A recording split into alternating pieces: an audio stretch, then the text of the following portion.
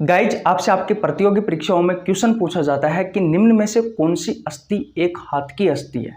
तो सभी हाथ की अस्थियों के नाम और संख्या आपको पता होना जरूरी है। आज की इस वीडियो में हम पढ़ने वाले हैं मानव हाथ की अस्थियों के नाम और इनकी संख्या। तो सबसे पहले ये अपना हाथ है भैया, ये आपको हाथ दिखाई दे रहा है।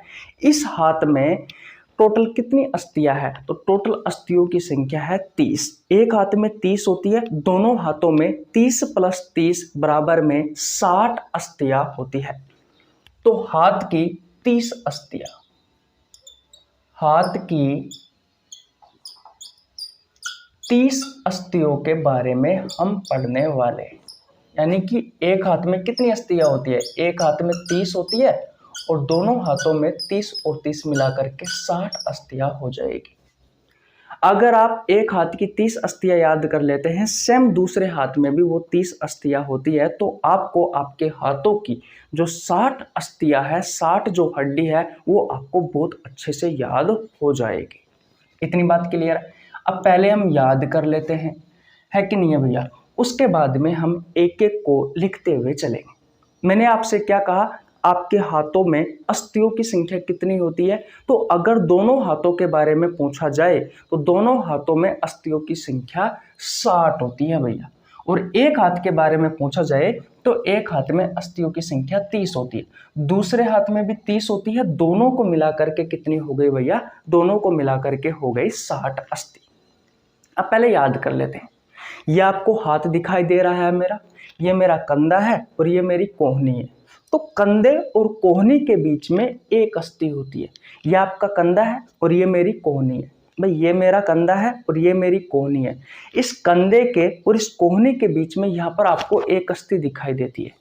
इस जगह पर एक अस्थि होती है जिसका नाम है हुमरस। जिसका नाम क्या है? जिसका नाम है हुमरस। तो मैं लिख देता हूं, हाथ की जो ऊपरी भुजा है, हाथ की जो ऊपरी भुजा है, इस ऊपरी भुजा की जो अस्थि होती है उसका नाम क्या है? हुमरस। और इसकी संख्या कितनी होती है? इसकी संख्या 1 होती है। इसकी संख्या कितनी होती है भैया? इसकी संख्या 1 होती है। तो हाथ की जो ऊपरी भुजा है, इस ऊपरी भुजा की ये जो अस्थि है, जो कंधे और कोहनी के बीच में है, इस अस्थि का नाम क्या है भैया? इस अस्थि का नाम है हुमरस।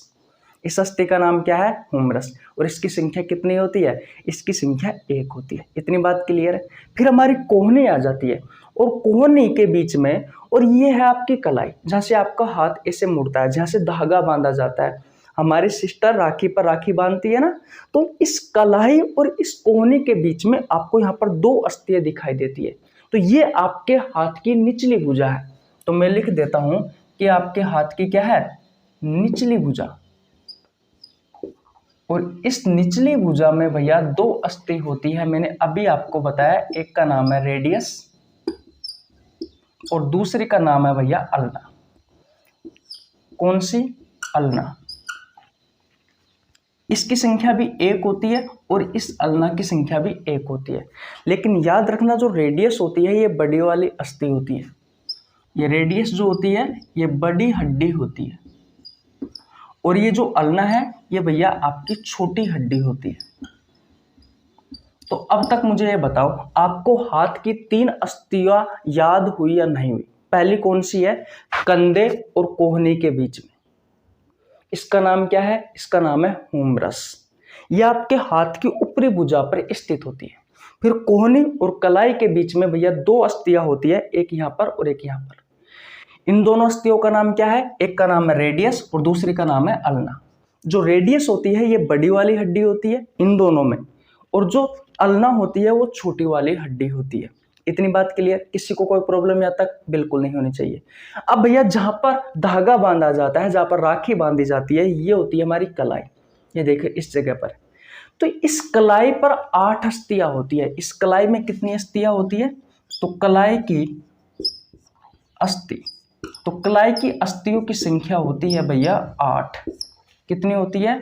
8 होती है। और इन्हें किस नाम से जाना जाता है? इन्हें जाना जाता है भैया कार्पल्स के नाम से। इन्हें किस नाम से जाना जाता है? इन्हें कार्पल्स के नाम से जाना जाता है। इन्हें किस नाम से जाना जाता है? कार्पल्स के नाम से जाना जाता है। हमारी जो कलाई की अस्थि है, जहाँ पर हमें धागा बांधा जाता है, जहाँ पर राखी बांधी जाती है, इस जगह को कहा जाता है कलाई। और इस कलाई में 8 हड्डियां होती है। इस कलाई में कितनी हड्डियां होती है? 8 हड्डियां होती है, जिन्हें किस नाम से जाना जाता है? जिन्हें कार्पल के नाम से जाना जाता है। तो अब तक कितनी कहानी समझ में आ गई आपको? ओके। अब कलाई के बाद में आती है आपकी हथेली। इस हथेली में 5 अस्थियां होती है, एक इधर वाली, एक इधर वाली, एक इधर वाली, एक इधर वाली, एक इधर वाली। तो अब हथेली की अस्थियां लिखेंगे। हथेली की अस्थि। तो हथेली की अस्थियों की संख्या कितनी है? हथेली की अस्थियों की संख्या है 5। और इन्हें किस नाम से जाना जाता है? इन्हें जाना जाता है मेटाकार्पल्स। इन्हें किस नाम से जाना जाता है? इन्हें जाना जाता है मेटाकार्पल्स के नाम से। अब बचा क्या? अब हमारी अंगुलियां बची। तो अंगुलियों में देख सकते हो, अंगूठे में 2 अस्थि है, एक ये और एक ये, 2, और 3 इधर है, 1 2 3, 1 2 3, 1 2 3, 1 2 3। अब 3 मैंने कितनी बार गुनी? 4 बार। तो 3 चौक 12, तो 12 के बाद में 2 14। तो ये 14 जो अस्थियां होती है, यानी कि जो अंगुलियों की अस्थियां होती है, अंगुलियों की जो अस्थि होती है, अंगुलियों की जो हड्डी होती है, उनकी संख्या होती है 14 और उन्हें कहा जाता है फ्लेंजेज। उन्हें क्या कहा जाता है? फ्लेंजेज। अगर अंगूठा के बारे में पूछे तो अंगूठा के बारे में अगर पर्सनल आपसे पूछे तो अंगूठे में 2 अस्थि होती है भैया। अब गिन लीजिए टोटल कितनी हो गई? ये एक हाथ की 30 अस्थि हो गई। देखो 14 और 8 कितने होते हैं? 14 और 8 कितने होते हैं? 14 और 8 कितने होते हैं? 22। और 22 और 5 कितने होते हैं? 22 और 5 27, 28, 29 और 30। तो एक हाथ की मैंने टोटल आपको 30 अस्थियां बता दी। सेम दूसरे हाथ में भी भैया ऐसे ही 30 अस्थि होती है। तो 30 और 30 मिलाकर के कितनी अस्थि हो गई? 60 अस्थि हो गई। बोलो क्या आपको ये 60 अस्थियां याद हुई? अगर आपको जानना है कि हमारे शरीर में 206 हड्डी कौन कौन सी है, तो आपको नीचे लिंक डिस्क्रिप्शन में मिल जाएगा, आप जाकर के देख लेना। अगर आपको जानना है कि कपाल की 8 अस्थियां कौन सी है, तो उसका भी आपको नीचे लिंक डिस्क्रिप्शन में मिल जाएगा। अगर आपको जानना है कि चेहरे की 14 अस्थि कौन कौन सी होती है, तो उसका भी आपको नीचे लिंक डिस्क्रिप्शन में मिल जाएगा। अगर आपको जानना है कि आपके सिर में जो 29 अस्थियां होती है टोटल यहाँ से लेकर के ऊपर तक, तो उनका भी आपको नीचे लिंक डिस्क्रिप्शन में मिल जाएगा। इस चैप्टर के बारे में, यानी कि इस टॉपिक के बारे में हम हड्डियों के बारे में कंकाल तंत्र वाले चैप्टर में पढ़ते हैं, स्केलेटन सिस्टम वाले चैप्टर में पढ़ते हैं, तो उसका भी नीचे लिंक डिस्क्रिप्शन में दिया हुआ है, जाकर आप चेकआउट कर सकते हैं। मैं आपको फिर बता देता हूं, इन हड्डियों के नाम बिल्कुल इजी है, आप आसानी से याद कर सकते हैं। ये मेरा कंधा रहा, ये कोहनी रही। तो कंधे के और कोहनी के बीच में एक हड्डी होती है बड़ी, जिसे हुमरस कहा जाता है। फिर कोहनी और कलाई, ये हमारी कलाई है जहाँ पर धागा बांधा जाता है, इसके बीच में 2 हड्डियां होती है, एक रेडियस होती है, एक अल्ना होती है। रेडियस बड़े वाली हड्डी है, अल्ना छोटी वाली हड्डी है। जो कलाई होती है, इस कलाई में 8 हड्डियां होती है, जिन्हें कार्पल्स के नाम से जाना जाता है। इसके बाद में हथेली आ जाती है, इस हथेली में 5 हड्डियां होती है, जिन्हें मेटाकार्पल्स कहा जाता है। और उसके बाद में जो अंगुलियों की अस्थि है, उन्हें फ्लेंजेज कहा जाता है। इनकी संख्या 14 होती है। 12 अंगुलियों की हो गई और 2 हो गई भैया आपके अंगूठे की।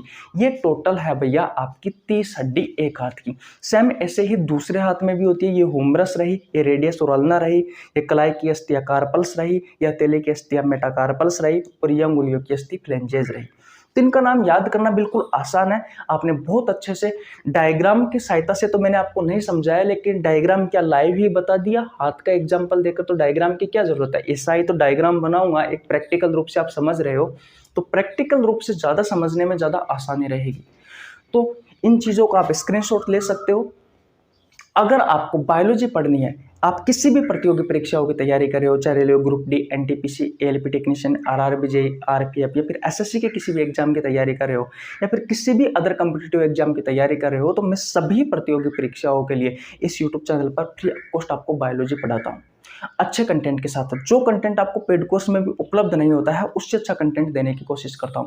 आपको हमारे साथ जुड़ने के लिए 1 रुपये देने की आवश्यकता नहीं है, सिर्फ चैनल को सब्सक्राइब करना है, बेल आइकन को प्रेस करना है, ताकि आपके पास हमारी वीडियो का नोटिफिकेशन टाइम टू टाइम पहुंच सके। गाइज मैं हर रोज सुबह 6 बजे और शाम 6 बजे बायोलॉजी, फिजिक्स, केमिस्ट्री के क्वेश्चन डालता हूँ। ये कोई नॉर्मल क्वेश्चन नहीं है, ये ऐसे क्वेश्चन है जो या तो आपसे आपकी प्रतियोगी परीक्षाओं में पहले पूछे गए हैं या फिर आगे पूछे जाने की संभावना है। अगर आप हर रोज इन क्वेश्चनों का आंसर देते हो तो बायोलॉजी, फिजिक्स, केमिस्ट्री के अच्छे क्वेश्चनों पर जो लेटेस्ट आपसे आपके एग्जाम में पूछे गए या फिर आने की संभावना है, इन पर आपकी पकड़ बनी रहेगी। जैसे ही आप एग्जाम हॉल में प्रवेश करोगे तो वहां पर आपको ये क्वेश्चन देखने को मिलेंगे। हर रोज 10,000 स्टूडेंट इन क्वेश्चनों का आंसर देते हैं, आप भी दीजिए ताकि बायोलॉजी, फिजिक्स, केमिस्ट्री की अच्छे क्वेश्चनों पर आपकी पकड़ बनी रहे। इसके अलावा अगर आप में से कोई भी भाई रेलवे की तैयारी कर रहा है तो रेलवे वाले बच्चों के लिए मैंने बायोलॉजी के मैं प्रीवियस ईयर के क्वेश्चन करवा रहा हूँ चैप्टर वाइज, जिसमें मैं अब तक आपको 6 चैप्टर कंप्लीट करवा चुका। 6 चैप्टरों के अलावा वर्तमान के टाइम में 7वां चैप्टर चालू है, जिसमें मैं आपको कंकाल तंत्र वाले चैप्टर के प्रीवियस ईयर के क्वेश्चन करवा रहा हूँ। उसकी भी 3 क्लास हो चुकी है, 20 क्वेश्चन मैंने आपको बहुत अच्छे से करवा दिए हैं कॉन्सेप्ट के साथ में। जितने भी क्वेश्चन करवाए हैं सभी क्वेश्चन कॉन्सेप्ट के साथ में करवाए हैं। तो आप प्लेलिस्ट में जाइए चैनल पर, वहां पर आपको सभी टॉपिकों की प्लेलिस्ट मिल जाएगी। मैंने बायोलॉजी के बहुत सारे चैप्टर करवा रखे हैं, बहुत सारे चैप्टर के एमसीक्यू क्वेश्चन करवा रखे हैं। आप प्लेलिस्ट में जाइए और चेकआउट करिए, वहां पर आपको प्रत्येक चैप्टर की प्लेलिस्ट मिल जाएगी। जो आपने अभी तक बायोलॉजी का चैप्टर नहीं पढ़ा है वहां जाकर आप आसान भाषा में बिल्कुल अच्छे लेवल से पढ़ सकते हो। जैसे आपके एग्जाम में क्वेश्चन पूछा जाता है आपसे उससे अच्छा लेवल आपको उपलब्ध कराया है। ठीक है भैया, ओके, तो स्क्रीनशॉट ले लीजिए। मिलते हैं नेक्स्ट वीडियो में, तब तक के लिए जय हिंद, जय भारत, राम राम।